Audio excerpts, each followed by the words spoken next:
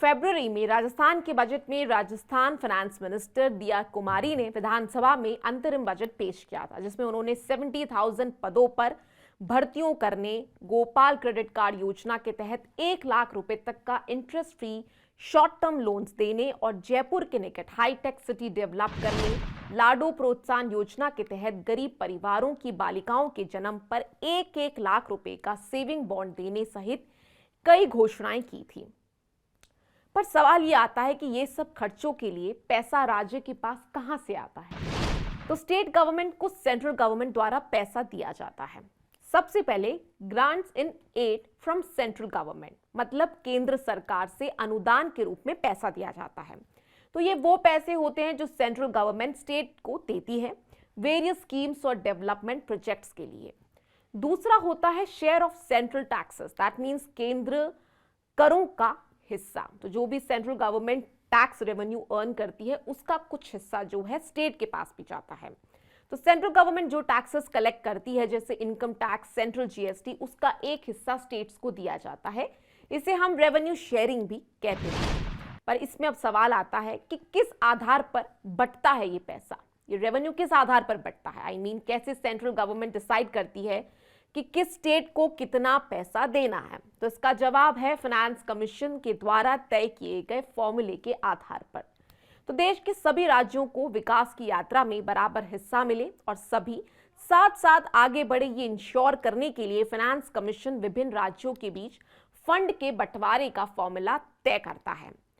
तो केंद्र सरकार अगर 1 रुपया कमाती है तो उसमें से 18 पैसे सरकार वसूले गए टैक्स और शुल्कों में राज्यों को उनका हिस्से के तौर पर अदा करेगी, जिससे वे अपना खर्च चला सके।